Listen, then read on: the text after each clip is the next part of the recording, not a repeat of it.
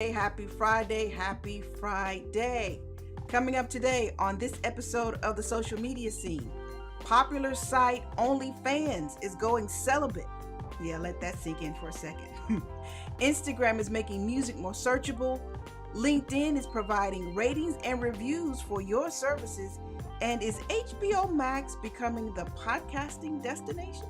Hmm. All that and more is coming up next. Don't go anywhere. I will be right back.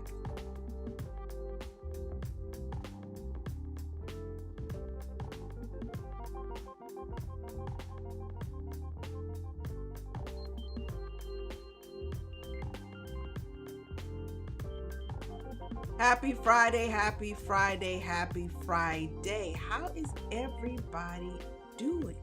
How's everybody doing? Welcome to a new episode of the social media scene. Now, I know for those of you that are new, hey, welcome to the social media scene. For those of you that come every week or pop in every week, especially on the live version, thank you for coming in today. And for those of you that watch the replay, I see you and appreciate you as well. How is everybody doing on this Friday? I hope well. Yep, I hope well. So let's go ahead and get the party started. Now, my name is Alice Fuller. I am principal consultant at Sheer Social. I know you're wondering, okay, so, well, what do I do through Sheer Social? Well, that is my social media marketing training business, training and consulting business. Yeah, I do some social media management too. Indeed, I do. But primarily, I do training and consulting and teaching. Now, what is this? What is the social media scene? Well, the social media scene is where every week I share with you what is going on in the world of social media. Every week, what is going on in the world of social media. And there's always something popping, always something popping. But what I try to do is trying to narrow that down a little bit to what's most important and how you may use social media for business and some fun too. And when I can, I add a little entertainment, television, and film flavor because in a minute, people, it's just going to be media. Have you not noticed? In a minute, social media, traditional media, they're converging. So I want to tell you how and when those convergences are happening. Okay, so that's what is the main thing of the show, telling you what's going on in the world of social media. And for those of you that have an interest in television and film, when social media and television and film meet on the set and they do wonderful things, or they meet at Starbucks and, make like they're going to write a script or something. That too. So that's what's going on here. Now, if you missed the very top of the show, let me give you a breakdown of what we're going to talk about today because the internet streets were buzzing this week because OnlyFans, which is, some consider it a social media site, which is why I'm talking about it today. OnlyFans has decided to go celibate. What? I know. A lot of you will like say, "What now? What am I gonna do on my lunch break?" But you should know, yes, there was a big decision made or announced this week. OnlyFans is going celibate. So I'm going to share with you the reasons they share as to why, or the company shares why, and some immediate responses to this. Because there's a great conversation about monetization in social media in this. So we'll talk about that. Also today, definitely got to talk about, since we're talking about social media, Instagram. Now, I know a lot of you right now are really beginning to explore Reels and TikTok too, but we're talking about Instagram. So when it comes down to creating the most engaging Reels, most of the time they have music. So Instagram knows this, and so they're going to hook you up with a I guess an easier way to find the right song for your content. Yay, Instagram. Also today, LinkedIn. Where my LinkedIn users at? Y'all wake up. For those of you that use LinkedIn on a regular basis, and for those of you that are like, you know what, I need a new job, I need a new career, I need something, sign. So if you're using LinkedIn, now's a good time. especially if you have not products, but services. You can list your services, and when you list your services, LinkedIn is going to provide a new way for you to get reviews and ratings. Yeah, I'll tell you more about that. And today, got to talk about HBO Max. I know you're like, what's that got to do with social media? Hold a second. Podcasting is becoming or has become a cornerstone of this whole media piece in the social media conversation. So, podcasting, is HBO Max becoming a destination for podcasting? Remember what I said about traditional media and social media converging? This is one of those examples that I'm telling you about. We'll talk about that a little later in the show. So, that's the breakdown for this here day. So, for those of you that are coming in, thank you. Please do not just sit and watch. I'd like to make this interactive. Use the comment section wherever you are. If you're on Facebook, if you're on Twitter, if you are, well, you don't have a comment section per se. Well, you know what I'm talking about. If you're on Twitter, if you're on Facebook, if you're on YouTube, utilize those sections. Ask me questions because I'll see them. I'll put them on the screen. And also do me a solid. Go ahead and share this stream with friends and frenemies. Yeah, your frenemies too. On those platforms, especially in those places and spaces, conversations about social media are going on. And especially share it with that one person, that one friend that thinks they know every blessed thing about social media, but don't have nary a client. Yeah, those people. I'm not throwing shade at all. I'm just saying. Okay, so let's get started. Can't get started. No production starts without marking exactly when it begins. And what I'm going to do is, let's see if my clapboard will work this week. Let's see if it'll do it. Let's see. And there it is. There it is. That's how we do it. Hey, Curtis. So at the end of the day, let's get started with this big buzz going on this week with OnlyFans. Now, in case you did not hear, okay, for some reason you missed it, OnlyFans is now going celibate. And what do I mean by that? The activities related to sex and pornography are going away. I know you're clutching your pearls right now. Like, what? What you mean, Alice? Well, here's the thing. What you have to understand is the business of social media, not just the content of social media. And that's why I said this is big. This is kind of big news because beginning October 1st, OnlyFans will no longer use or no longer allow users, that's a better way to put it. October 1st, OnlyFans will no longer allow users to post or sell content with sexually explicit, stuff in it. Now, how do you define what's sexually explicit?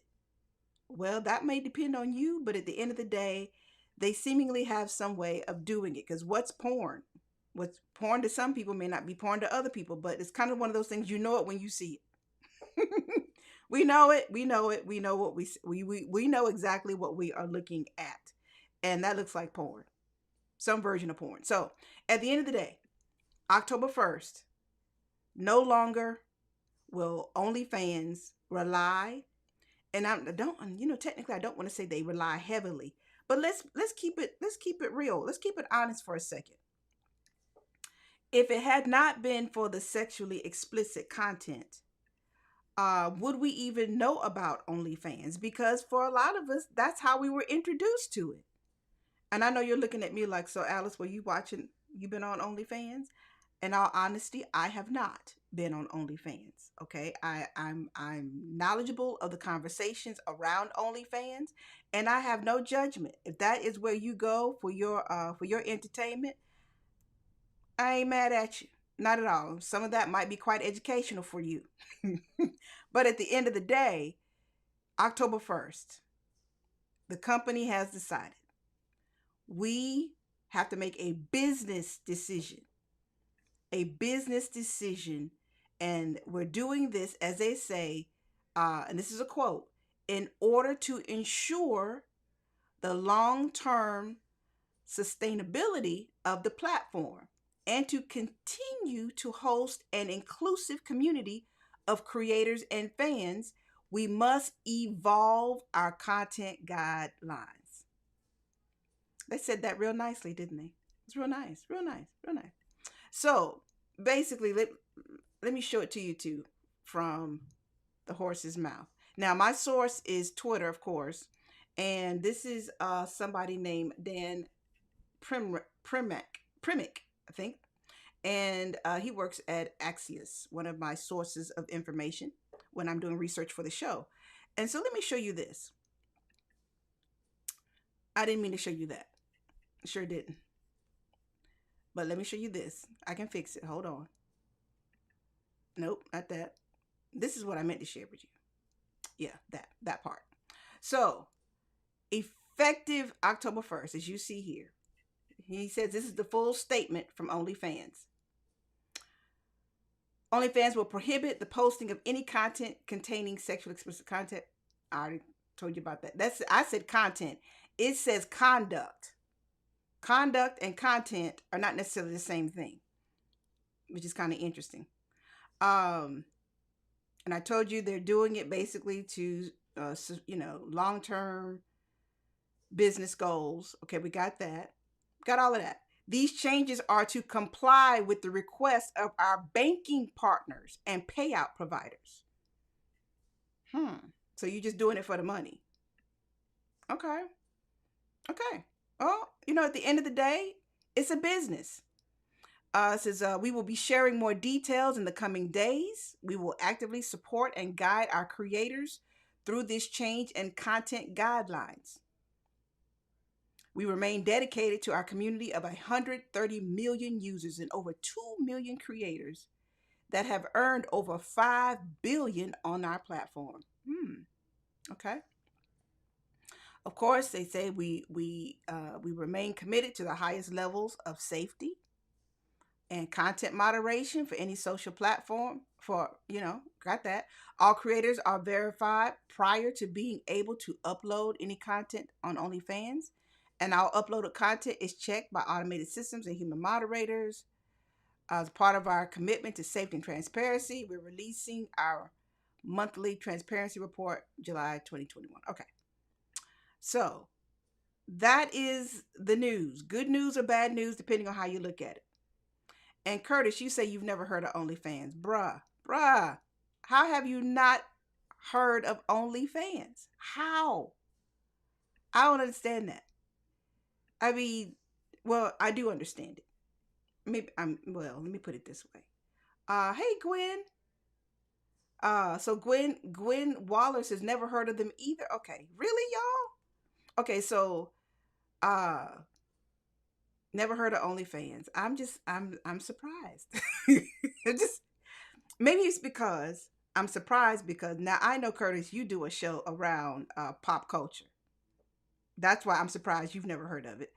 As Gwen, you said you never heard of them either, so no loss there. Okay, cool. Okay.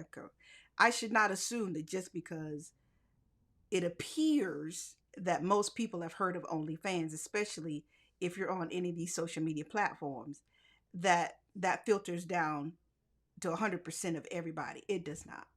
So that's my mistake in generalizing. But a lot of people have heard. And so this is going to be a huge loss for a lot of people, especially those individuals who have made a living on the platform. So here's some responses. Let me show you what some people had to say. And some of this is funny. Some of this is not. Because, as soon as an announcement like this comes through, people are going to create some memes and things of that nature. So I just did a general search over here on the Twitter. And let's see if I got it right this time. Okay. OnlyFans after banning sexually explicit content. That's funny. Okay.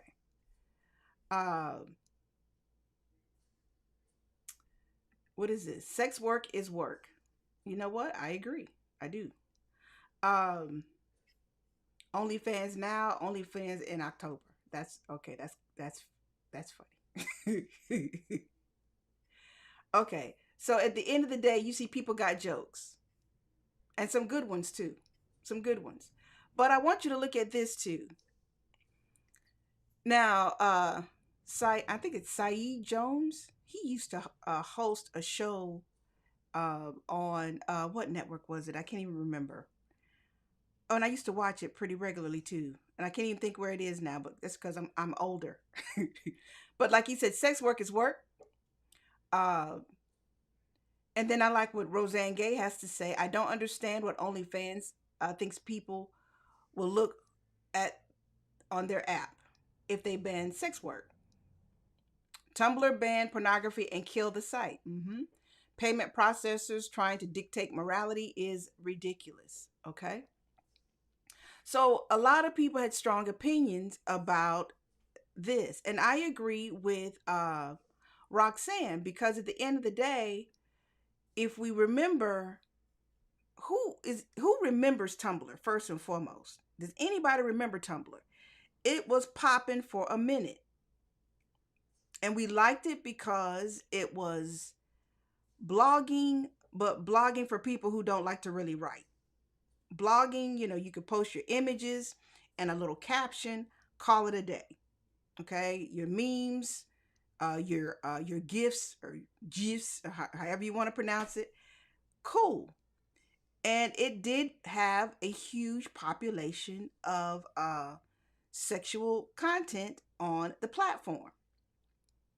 And then Tumblr decided, you know what? We can't do that anymore. Because I think, who did Yahoo buy Tumblr? I can't remember who bought Tumblr, but at any rate, the pornography or the sexy content community was knocked off of Tumblr. And we haven't heard anything about Tumblr. Tumblr does not pop up in our conversations around social media anymore. It really doesn't. So, does that mean this is going to happen to OnlyFans? We won't know. Only time will really tell. But it goes back to, we use these platforms, we build communities on these platforms, we create a living on a platform that we do not own. And when you create that type of community, that type of business venture, because you're not in partnership with them, let's be clear. You are not in partnership with any of these social media platforms. They make the rules, you abide by them. Hopefully you can create, some success financially with on the platform through your content, through your engagement. But if that's where the buck stops, that's where you messed yourself up.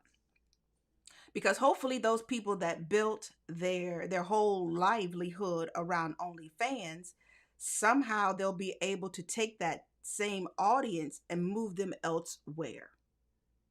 Because if you're really about your business, if you're really, really about the business of social media, then your audience will hopefully follow you wherever you go, because they want what you provide, in their eyes, the best. Okay. So this is a huge lesson for everybody. I don't care what end of social media you work in, whether you're a marketer or whether you're a content creator, uh, a business owner, small business. So it matters not. At the end of the day, you got to remember these platforms, unless you created it, you created the terms of services, not terms of service. You created the rules and guidelines. You have to abide by that. So the question is, where would these people go now? They can't go back to Tumblr if they were there to begin with. Will they go to Pornhub? Will they go there? They can't go to YouTube. So where are these individuals now that have built a whole community, a whole livelihood around doing sexy stuff or sexual work? And I don't mean as far as prostitution is concerned. I'm trying to choose my words real carefully here. But at the end of the day, they now have to decide, what are they going to do. Now, here's the funny part. And I don't mean funny, haha. I mean funny, interesting. When you get down to what they will allow and what they will not allow, because at the end of the day, they're saying sexually explicit conduct. So does that mean they're going to wipe clean all the content that's up there now and just delete all of that? Because I think Tumblr did that too. But they're saying too, even though we don't want the sexually explicit conduct, you'll still be able to post nude content as long as it is consistent with our acceptable use policy. So does that mean, only nudes for artistic sake? Does that mean you can get some naked women as long as they're posed a certain way, like in some of these old historic paintings that we rave about in museums? Is that what we're talking about? Or what exactly is a tasteful nude? Who's doing the tasting? So there is a lot to learn from this story. So what happens next? We don't know.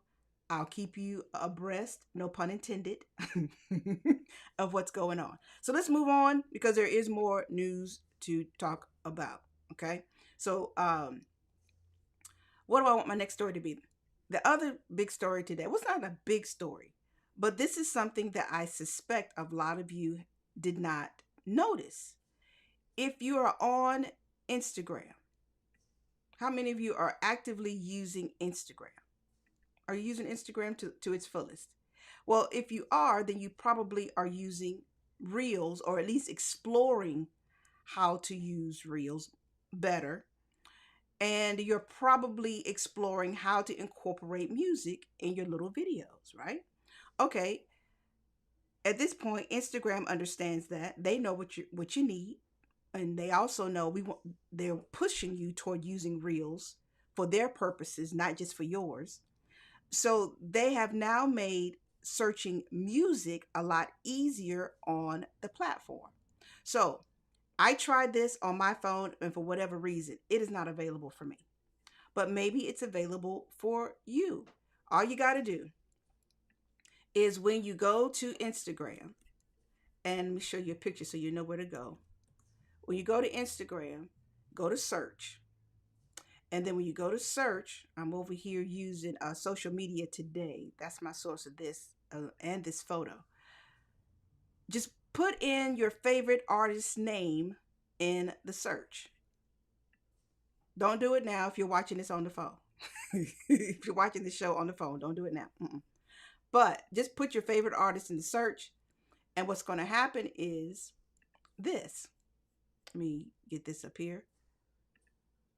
So you'll see here, you put, in this particular case, they chose Billie Eilish. Okay. And you should see a little tab here that says audio. On my phone, I don't have it. All it does is say top, accounts, tags, and then places. I don't have audio yet. So I don't know if this is something they're testing for right now, or if it's available to everybody. But I suspect a lot of people have it. I just don't. So you should see that when you put an artist name. And then when you do, then you can see this, because you'll see the audio, but you'll also see people that have used that particular artist's song, or songs plural, in their reels. So that's pretty hot. That should inspire you, at least inspire some creativity in how you create your reels. Because music right now is a huge piece in the evolution of things. And so all the platforms, YouTube, Instagram, Facebook, yeah, TikTok too. Not LinkedIn so much, because they're the sleeping giant of things. Don't can't speak to this where Pinterest is concerned either, even though Pinterest doesn't necessarily consider itself a social media platform anymore. But at the end of the day, when you start thinking about how music is becoming just as important as video, because the two go hand in hand, especially when we start talking about short form video, and as Instagram aims to be TikTok. Because at the end of the day, this is basically inspired by TikTok. because Instagram wants to be TikTok. On TikTok, this is called sounds. You have a certain tab called sounds. On Instagram, it's just called audio. I don't know why they didn't call it like songs or something, or real songs, or I don't know. At the end of the day, you can now search music more easily. That'll help you create your reels. Now, here's the thing too. I'm thinking if you can use this for reels, can we not use this also for stories? Okay, why not? But as of right now, this is being pushed for use with reels, not stories. It's a shame and a travesty how stories now are just becoming like the stepchild, the redheaded stepchild for social media, especially on Instagram. Because a lot, that all of that energy we put around creating stories, all of that focus on creating stories because of Snapchat, and then TikTok comes along, and now the whole conversation is about doing reels. And it's just really, really interesting how, the tides change based on what somebody else is always doing. So at any rate, if you are using Instagram, be aware of that. All right. So let's move on to other stories because there's more news to discuss for this here day. So again, for those of you that are watching, questions, comments, please, I'll put them right on the screen. So let's make this an interactive party. Can we? Shall we? Sure. All right. Moving on to LinkedIn. Now, I know a lot of you, and as much as I've been preaching it literally for years now, I know a lot of you just do not use LinkedIn to its fullest. And I keep trying to tell y'all, as much as I sometimes poke fun at LinkedIn for being a little behind, but at the end of the day, when we start talking about conversations around business and how you use social media for business, LinkedIn is definitely one of those platforms you don't want to quote unquote sleep on. Not at all. And especially now, because I know just looking at the news, a lot of people are trying to figure out what in the world are we going to do next? What's my next career move? So, how can I better showcase the services that I provide if I'm going to be, a freelancer, or I'm going to, put my own shingle out and start my own business, brick and mortar or online, whatever. Well, if that indeed is you, this is going to be probably pretty good for you because LinkedIn has decided, hey, if you are willing to put your services that you provide on your LinkedIn profile. Now, some of you may not have even known that that was something that you could do, but you can. You can put your services on LinkedIn. So let me show you that because I know a lot of you probably are like, I've never seen that. Why would I want to do that? You'd want to do that because, like I said before, when it comes down to separating yourself from the crowd, and there's a whole bunch of people on LinkedIn, not as many as Facebook and Instagram, but still, there are so many people offering similar things in similar industries. You got to figure out how do you stand out in the crowd. So let me take you over here to the LinkedIn so you can see what I'm talking about. Here we go. Now, services being listed on your profiles, that technically is not new. That was released last year sometimes. Okay. So as you can see here in this example with a Sarah King, she's a staff accountant at some company. Okay. And you see here, it says, tell us about your business. And so she's got the services that she provides as an accountant: bookkeeping, tax prep, personal tax planning, mortgage broker. Okay.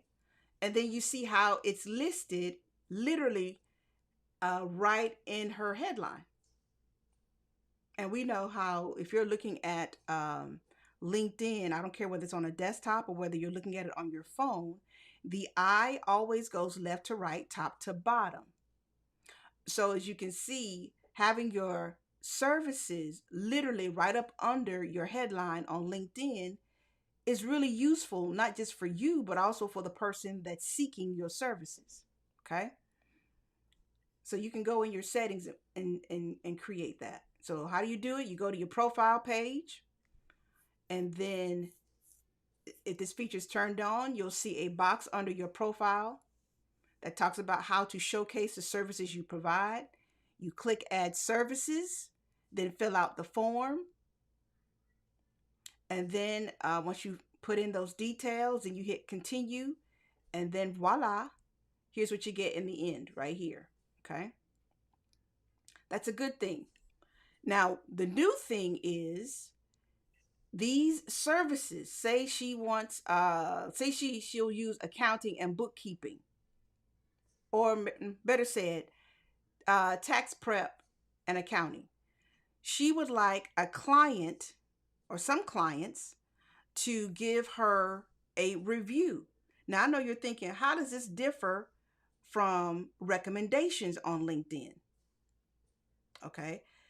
Technically, with recommendations on LinkedIn, once you find the person you want to give you the recommendation, they fill out whatever they're going to fill out, and then you have a little bit more control over what is said in the recommendations, right? So that's one thing to keep in mind. But with this particular new thing with the services and getting the reviews and recommendations, you don't have any way to edit and to massage what someone has said in a recommendation. I mean, in not a recommendation, but in a review and a rating. So recommendations are something totally different on LinkedIn. This new thing is a rating and a review of the services that you have publicly listed on your LinkedIn profile. So if you want to take advantage of that, now is the time. So let me show you, got a little video here from a fellow. Hi everyone, I'm going to take a quick look at the ratings and review. Hold on. Let's get it. Okay, there we go. Now, at the end of the day, let's go over here to the browser. Let's go over here to my browser, because Mr. John Esperian is going to give you a tutorial, a brief one, but a tutorial nonetheless. Okay, so as you see here, press play. New feature of providing services. I'm looking at my own LinkedIn profile, and you can see towards the top here I have this grey panel called providing services. Almost everyone I know should have the ability to turn on this panel. If I click into there, this lists the services that I'm providing. It gives me space to describe what those services are, and now a new feature is down the bottom here, the reviews panel. Now, at the time of recording this, very few people have got this feature, so if you come looking, you might not see it yet, but you will get it in the fullness of time. And the way it works is that you can invite up to 20 people who you're connected with per calendar year to review your services. So you can click invite to review, and that brings up a screen that asks you which of the services you're providing you want to be reviewed for. So let's say I'm going to select content strategy, and then I'll click next, and then I'll get a screen that looks identical to the screen you see if you run a LinkedIn group and you want to invite members into the group. I'm going to invite a couple of people who have agreed to be part of a little test of this. So I'm going to invite my colleague Craig and also Masumi. There we go. So I've selected those two. That puts them over to the right hand side of the screen. I can invite up to 20 people if I want. Click invite, and that will send a notification to the other person to say John would like you to rate and review for the service that you've selected. Now, anyone who has rated and reviewed me, I can display their rating and their review. So those are listed in date order. You can't reorder these, and you can't actually ask for any tweaks to them either. I can see which ones I've sent, which ones I've received back in this review status panel. And this just shows, if it says withdraw, it just means that I've sent the request and I haven't had a response yet. And one way I've found, just to speed things up a little bit, because you can't rely on the other person receiving the notification, they might get buried and have loads of notifications to deal with, is if you click the message button, that will generate an automatic message to the person, and in there is the link to reviewing your services. So if you copy and paste that and put that into your own message, or even if you just send this automated message to them, that will spur them along. Okay, so that's a nice little tutorial for LinkedIn. Okay, cool. For the now LinkedIn ratings and reviews. Again, this is not recommendations. This is something totally different that I think a lot of you could probably really leverage to, of course, attract clients. Not only clients, but some real business, not just connections. So use that to its fullest, people. Now, why did I use someone else? Because, quite frankly, I have not used the tool myself yet. So there was nothing to show on my particular LinkedIn profile. Yes, I do have my services listed and everything, but I do not have, I have not used this new tool yet to get people to give me a review and a rating. But here's the thing too. This is going to open up potentially people who you thought would give you a good review and may not. So be real strategic in who you ask to give you a review and a rating, because sometimes it could backfire on you. And I hate to say it, but it really, really could. So be real careful about who you invite to give you that type of feedback, because you see it's going right there on your profile. All right. So let's move on to, oh, here's the other piece too that I have to tell you. You only get, you'll get 20 invites. 20. You get 20 people. So that's another way to kind of curtail anybody that's going to try to invite 50,000 people, 50,000 people, as we would say in the country, to try to spam the system and things of that nature. No, you only get 20. So that said, choose wisely, because you don't want to waste those, what they're calling 20 credits to get your ratings and reviews. Okay. So last story of this here day. So podcasting. How many people are thinking of podcasting, or you are already, a couple of episodes in, or a couple of seasons into your podcast? Okay. Podcasting is still a hot piece of content. I don't know what y'all think I was going to say. But it is becoming a mainstay in the media piece of social media. Okay? Does that mean you need to start one? Not necessarily. Because at the end of the day, podcasting is just like everything else. You got to put the work into creating quality content. You got to put the work into promoting it and developing an audience around it. Thus, there heretofore, I stick to live streaming. And that's hard enough.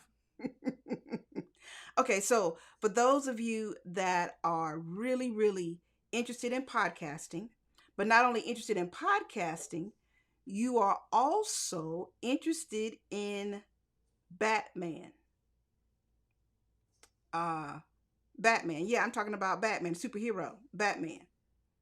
Well, here's the thing. HBO Max is really flexing its muscles in the podcast arena, and I get it. As I said at the top of the show, remember There is a convergence going on in the worlds of traditional media and social media. Okay, and this is a great example.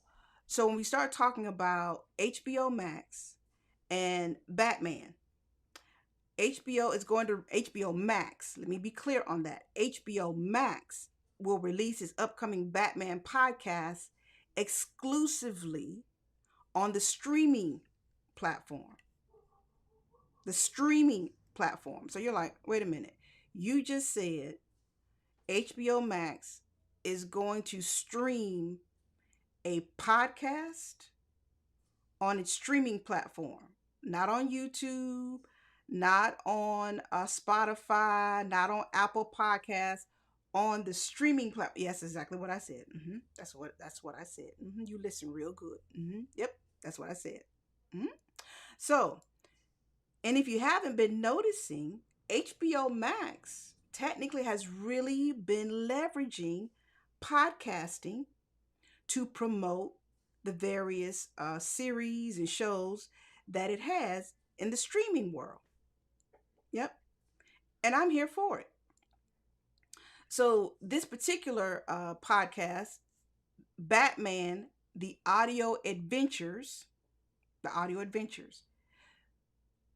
this is going to be led or heard. Well, no, let me not say led. Let me just say it this way. Jeffrey Wright is the lead voice actor. I guess that's the best way to say it. And you know who Jeffrey Wright is? Do y'all know who Jeffrey Wright is? I hope you do. Everybody should know who Jeffrey Wright is. If you don't know who Jeffrey Wright is, let me give you a little clue because I didn't think about this until just this moment. So I'm going to try to do something in real time. Let me go to his IMDb. You might know him that way. So when we start thinking about who in the world is Jeffrey Wright, if you were watching Westworld not too long ago, then you know exactly who Jeffrey Wright is. If you are, if you ever saw the HBO version of the Martin Luther King movie some eons ago, then you know who Jeffrey Wright is. If you, let's see, what else has he done? He's done a lot of things. If you remember Shaft, the movie, years ago, then you know who Jeffrey Wright is. It's this actor right here. Let me show you. This is the actor. This is Jeffrey Wright. That's him right there. So you know who Jeffrey Wright is. So he is going to be starring in this scripted audio original for Batman the Audio Adventures. Yep. Now, on Wednesday, the streamer revealed, meaning the streamer being HBO Max, that Rosario Dawson will star as Catwoman and John Leguizamo will portray the Riddler in the cast. So y'all know who that is. Y'all should know who they are too. John Leguizamo and Rosario Dawson. Rosario Dawson as Catwoman and John Leguizamo as Riddler in the cast. So the HBO Max first launched this podcast program in 2019. So it's been around, at least a year and a half or so, and is experimenting with adding more podcasts to its in-app experience, even if they are not original to HBO. Okay. So Joshua Walker, the chief strategy officer at HBO Max, says that bringing podcasts directly to the HBO Max app isn't meant to drive just mobile engagement. He says it's really about reaching customers in a different format where they can engage with the character, engage with the stories, and whether it's in their home or on a treadmill or on their commute. He says it isn't about driving mobile specifically. It's really about storytelling. And we want to bring consumers a story in an audio format, and ideally more stories in audio formats in the future, and allow them to choose when and how to engage with it. Now, I'm sharing this story specifically because, once again, I said, I share stories where the entertainment industry and the social media piece converge. This is a great example of that. But also because for a little while, there was great conversation about multi-platform storytelling in the entertainment game. What does that mean? Multi-platform storytelling, where you, let's say the show you watched on television would have uh, the B story, the A story, the main characters, the lead characters would be on TV or whatever. You get introduced to the B stories and the B characters or the co-stars, and there might be what we call a B story. The B story would then have its own little place on another platform in many instances. It could be a podcast, it could be Twitter, it could have been Tumblr back in the day. But well, technically Tumblr is still around, so it could still be Tumblr.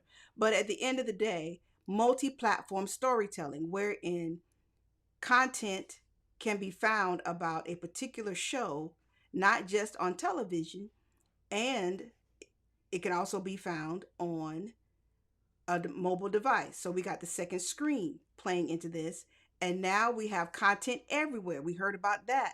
That was a good catchphrase for a long time. Content everywhere. Where if you're not even watching it on television, you can still watch it on your phone. You can watch it on your tablet. This is definitely the same thing. So for those of you that are big Batman fans, this should be wonderful for you. Wonderful news for you. Uh, as for me, I'm not. I'm not a big no. Not at all. I am not a huge fan of that at all. But at the end of the day, let me show you this. This is over here at the Hollywood Reporter. Let me show you my screen here. I got too many buttons to push. Here we go. So this is the other cast members. There's Rosario Dawson. She'll be Catwoman, and John Leguizamo. I forgot who he was supposed to be. John Leguizamo is will be Riddler. Okay, so that's cool. But then I want you to see too. Look at all the other podcasts that have been started that are related to shows on HBO Max. So you got Lovecraft Country. I did watch that. Um, The Watchmen has a podcast. Let's see, what else did I watch? We Stay Looking. I never did watch that show, but that's there. Raised by Wolves. So as you can see, again, when it comes down to podcasting, podcasting is hot, and it's not just podcasting for podcasting's sake. We are now seeing opportunities for people who are producing television shows, producing film, to have another point of engagement with their audiences and their fans by creating these podcasts that talk about the show. And that I thoroughly, thoroughly, thoroughly applaud. I do want to be where those things converge. Yes, yes, yes. You know what? Those are pitiful. I got better applause than that. Hold on. I'm sorry. Hold on. Yeah, you hear my voice. I applaud this thing. Why do I applaud it? Simply because once the show is over, back in the day, for those of us who grew up watching television shows, especially me, you could set your whole life by your television shows and your schedule. But once the show was over until next week. Now that is changing tremendously because of what social media has provided. So now we'll have more opportunities to stay engaged with the show longer. But the question is, does this impact ratings? That's what it comes down to. Because in many instances, we're seeing people are watching and consuming content online more than they are on traditional television, depending on which demographic of people we're talking about. So when we start talking about this multi-platform storytelling, the question becomes, well, is it worth the effort? Is it worth the effort to create these extra pieces of content, especially for podcasts, if it does not lead to seeing the potential in creating more series, more shows?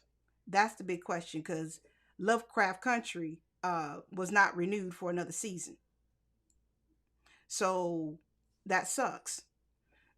So that's the big question right now that I think a lot of us in the entertainment game and in the social media game are trying to figure out, is it really, really, yes, it's great for engagement, but at the end of the day, where is the business piece coming in? And do these podcasts help make the decisions about the business of show business when it comes to streaming shows and even television shows? Okay, so that's it, people. I got off on a little tangent because I got one foot in television and one foot in social media. And so we're having these conversations about, how to promote shows and how to keep audiences, attracted and engaged. But at the end of the day, in many cases, it does not necessarily lead to the powers that be keeping a show on past the first season. And we hate that. We do. We really do. So, at any rate, it's Friday. Yay. It's a wrap, people. It is a wrap. It is indeed a wrap. Let me find my music right quick, because that's how you know the show is about to be no more. It's a wrap. So, go ahead, and if you got questions, anything I said in the show that you got questions about, and you were too shy to ask in the live stream, go ahead and ask. You can ask it privately if you want to. I won't tell. I won't tell. I promise I won't tell. You can ask it privately, or if you want to, you could also share it in a tweet, in a comment on Facebook, anything of that nature. You can do that too. So Facebook, Twitter, YouTube, however you want to do it. If there is a topic you want me to cover related to social media, then yes, put that there too, and I will try to incorporate it in my rundown for a future show. Last but not least, I am searching for, like that meme with the lady. I am searching for a co-host. And if you don't want a co-host, but you want to be a guest, I'm open for that too. Throw your hat in the ring, in the comments, and the DMs, or however you want to reach me, and let me know, and we can chit chat, and I can get you scheduled on a future episode. Okay, so that's it, people. Thank y'all for coming through. For those of you that just watched, I see you and I appreciate you. Thank you, Curtis, and thank you, Gwen, for adding your comments. Always appreciate those. And at the end of this broadcast, let me say, hold on, I always forget, when you're doing your pre-production, I always forget that one thing. I always forget here it is. I always forget this. Can't forget this, because it's not official until I do this. Yep. Now it's officially a wrap. We started, ended. That's how we do it. So, oh, wait a minute. There you are, BKH. See you. Were you in here all that while? Did I not see you? Were you lurking? Were you lurking? I'm sorry. But at any rate, you can catch, if you're just coming in, you're a little late, that's fine. Just press rewind in a couple of minutes soon as you see the closing, and give the platform a minute, and boom, watch the replay. So thank you for coming in, because you're all the way across the pond there in London. It's funny how when we hear people are from London, we always want to try to imitate some sort of London accent. I don't know why we do that. He says I was lurking for a while. Well, lurkers are appreciated too. Indeed you are. Just enjoying the show. Yeah, so we got to have you. Now, that said, for those of you that did not see last week's episode, me and Brian were on an episode last week, and I forgot what we talked about because I'm older now and I need my notes. But we talked about a lot of things in social media, whatever the headline was for last week. Go ahead and watch that show as well, okay? So that's it, people. That's a wrap. You said you're just enjoying the show. That's nice. Well, that's nice. Bye, people. I will see you next week. Same time, same place, same profiles. Have a great weekend, and please be safe out here in these streets, okay? Please. And I say that selfishly because I do want you to return to watch the show. But I say that sincerely too. Please be safe out here in these streets. Bye.